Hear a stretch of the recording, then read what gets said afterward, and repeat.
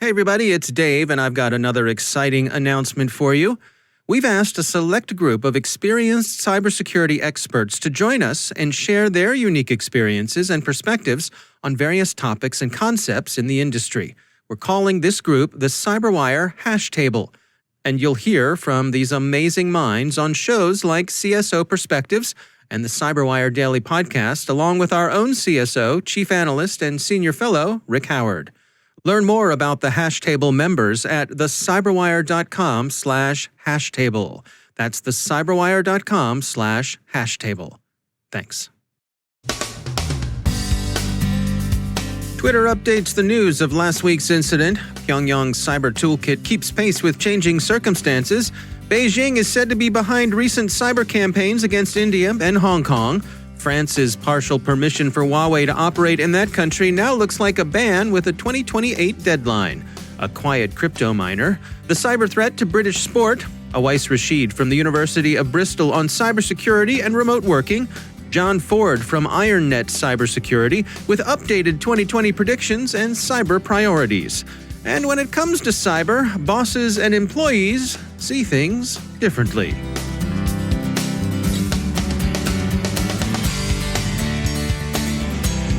And now, a word from our sponsor, ExtraHop, securing modern business with cloud-native network detection and response.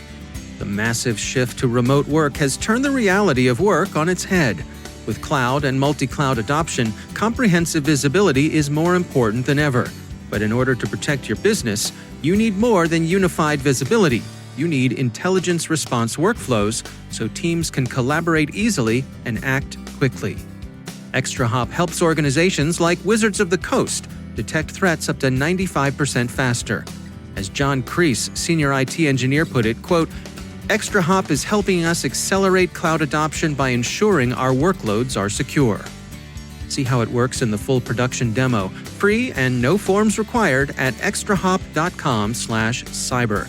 That's extrahop.com/cyber. And we thank ExtraHop for sponsoring our show.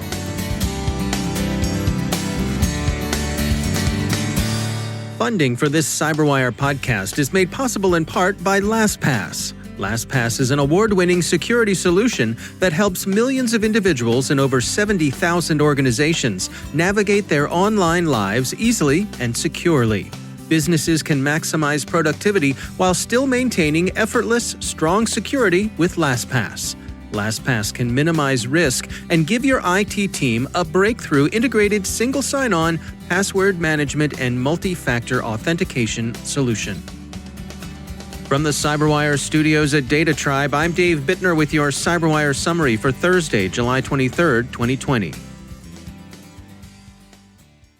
Twitter has updated its account of last week's account hijacking incident. Quote, we believe that for up to 36 of the 130 targeted accounts, the attackers accessed the DM inbox, including one elected official in the Netherlands. To date, we have no indication that any other former or current elected official had their DMs accessed. End quote.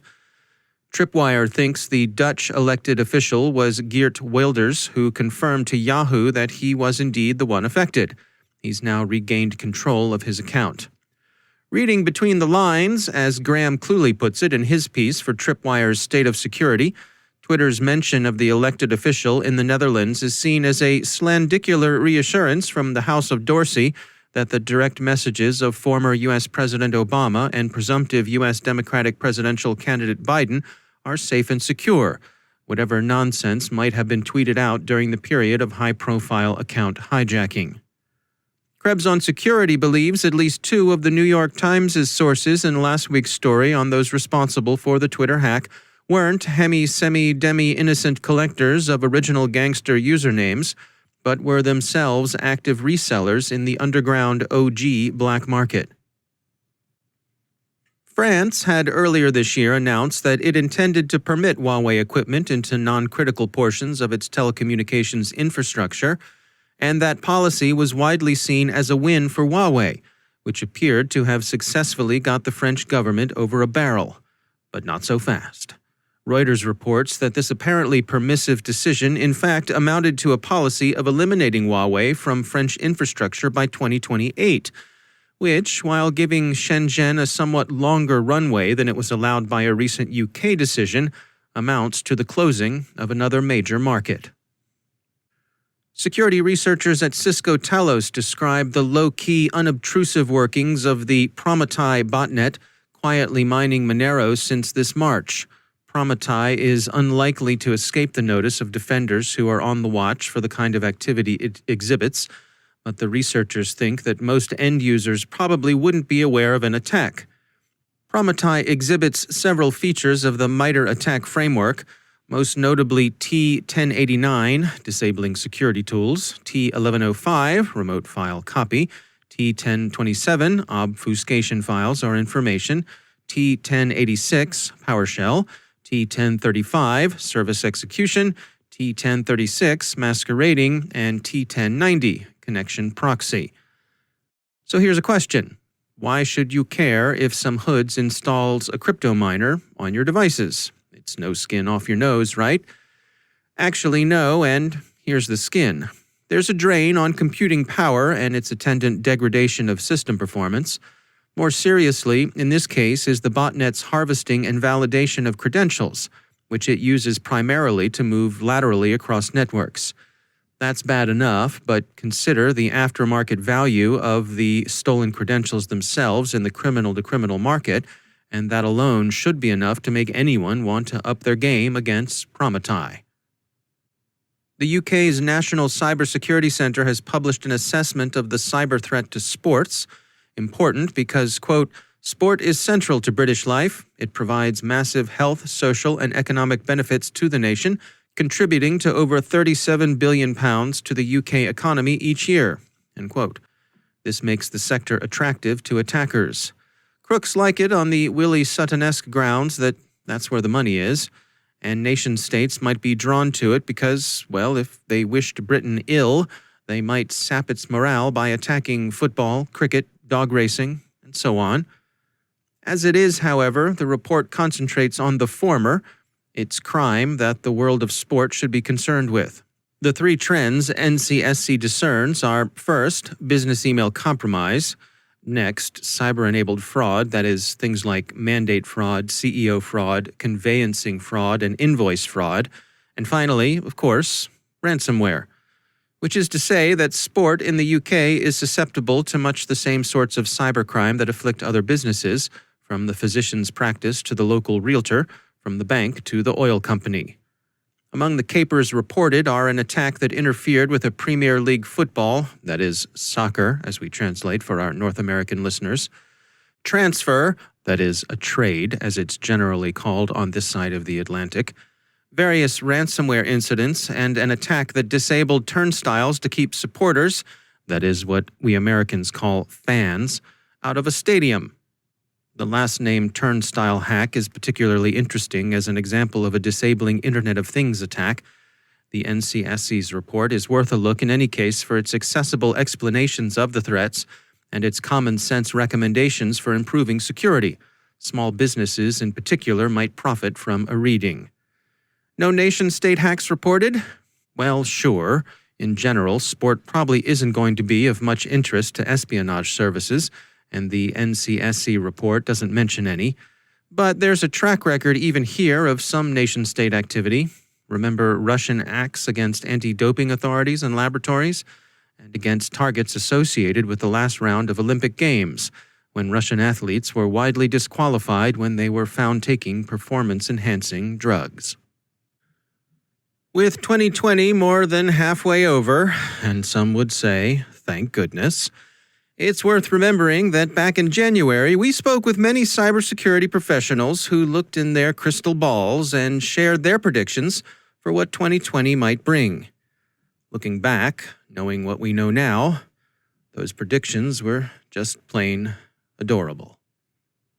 John Ford is Senior Security Strategist at IronNet Cybersecurity, and he joins us with updated 2020 predictions, as well as why it's important to adjust our focus and be flexible when talking about our cyber priorities. 2020 was already going to be an interesting year given the fact that it's an election year. So, we fully anticipated cyber events as we got closer to the election related to the campaigns, voting systems, if you will, right? But COVID put that into a very different, gear in the car, if you will, and has changed the landscape significantly. And how so? So for one, we still have those same campaigns going on, that you would have in the election year. But now we've added to it in a couple of different arenas. Like one, now we have, people, both private sector and public sector, scrambling to how do I secure this remote workforce? And I don't know how long I'm going to need it for. So we have that scenario. And then we have a couple of other scenarios. Our adversaries obviously want to take advantage of this, right? And it's something I call, I was having a conversation the other day with somebody. It's Space Race 2.0. United States and China, collectively, I think there's about 9 companies between the two countries that are really actively pursuing a vaccine. And this is very, very similar to, what we saw in the space race, right? Where it's not just a matter of national pride. It's it could become an economic boon for whichever country is first to market. And there's a diplomatic component that goes along with it as well, because, who's first to the market kind of gets to dictate who gets the vaccine, right? And you can do a lot with diplomatic relations that, are masked by the humanitarian component that you want to share. But so those, what the result is, those companies that are developing those vaccines, we already know that they're way under, they're very much under attack right now. It's going to be a very interesting year from that perspective. And I wouldn't be surprised, and this is, just my own thinking, but I really wouldn't be surprised if we saw something closer to the election where one nation or another announces, hey, we're very close to coming out with a vaccine. It just wouldn't shock me. If I'm an organization out there looking to protect myself, how do I calibrate my efforts against the folks that are coming at me, from nation states, from online organized crime? I mean, how do I set the standard or my own understanding of what they're capable of? Well, in isolation, you can't, because, it's been proven time and time again. Most private sector companies, even the best of the best, don't have, the tools, talent, and resources really to defend against a nation state like China. We need some sort of a force multiplier to join forces within our sector and not compete, but to say, hey, within this sector, we have 10 companies and we're leveraging the resources of all 10 to defend against that nation state adversary. And in that model, if we're participating with government entities as well, then we have a chance, right? But today's model, it's just a matter of time. That's John Ford from IronNet Cybersecurity. PwC has published the results of a survey it took a week and a half ago to assess the state of cybersecurity awareness in businesses. As one might expect, the results showed that the leaders' perceptions differed significantly from those of the led. The PwC survey concludes, quote, "The communication and training they offer on cybersecurity and cyber acumen aren't resonating with employees.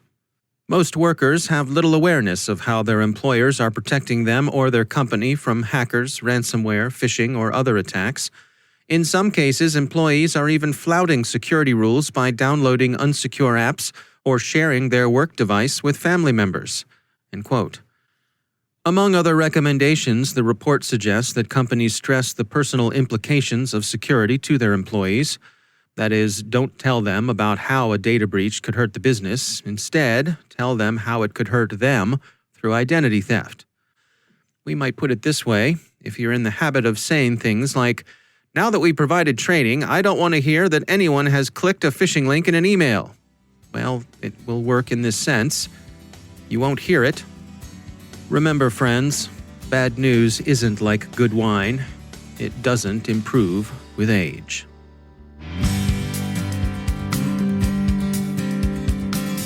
And now, a word from our sponsor, GDIT.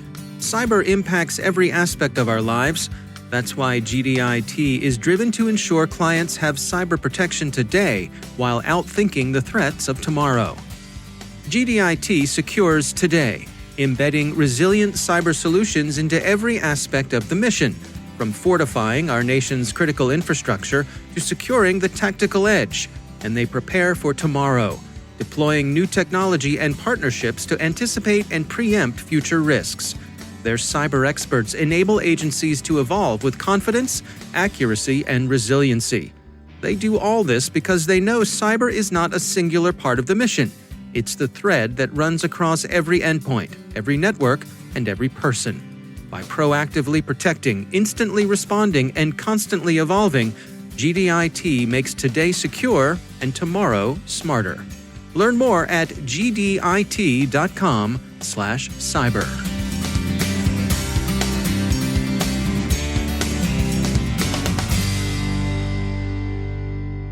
And joining me once again is Professor Awais Rashid. He's a professor of cybersecurity at Bristol University. Awais, it's great to have you back. I wanted to touch today on cybersecurity and remote working, which of course is top of mind for lots of folks these days as we make our way through the global pandemic. What can you offer on that topic for us today? We've all worked from home at different points in time. In many jobs, people can sometimes stay and work remotely, and some people work sort of more often remotely than others. But the present pandemic, what it has done is it has led to many people and whole organizations working remotely, and that brings to the fore the importance of cybersecurity and also consideration of the security and privacy properties of the platforms that we are using to conduct our work from home. And it's not just the platforms. There is all sorts of other complicated issues that, for example, organizations need to consider, because in some cases, employees will have devices that are given to them from their workplace. But in other cases, because of the way the lockdown and the pandemic unfolded, that wasn't always possible for organizations to do, and especially in smaller organizations, that may not have been the case in any way possible.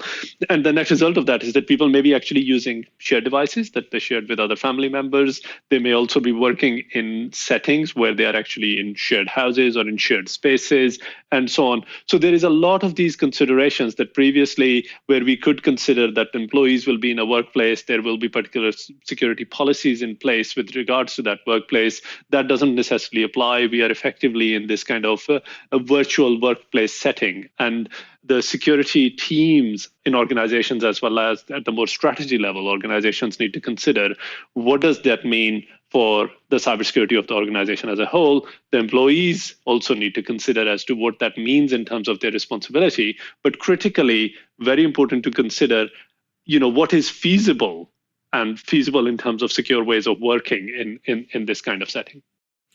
As we settle in with this, being a couple months in now, I suppose there's an issue, too, that as people make adjustments to their home setup, they could get a new computer or get a new router or add new devices, or their kids could get new devices.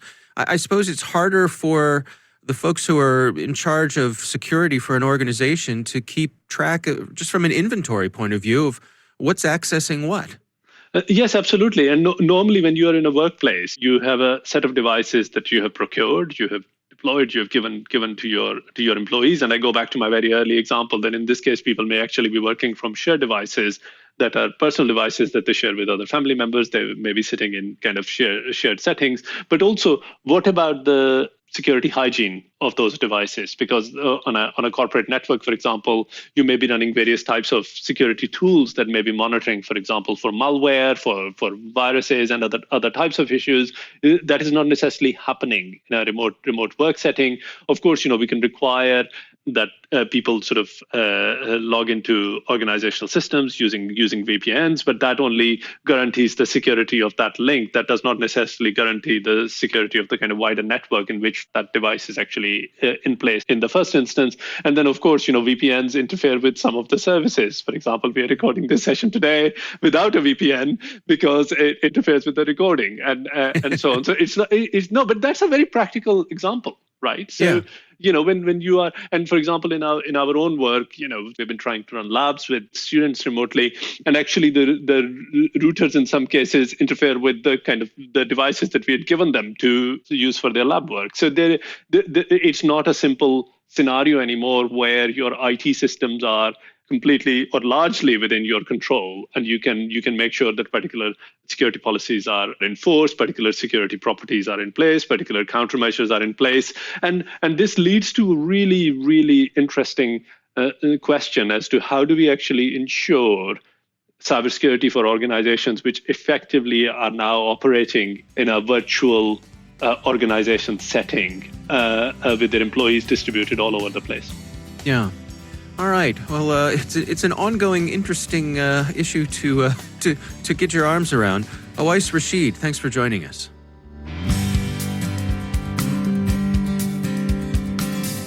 And that's the CyberWire.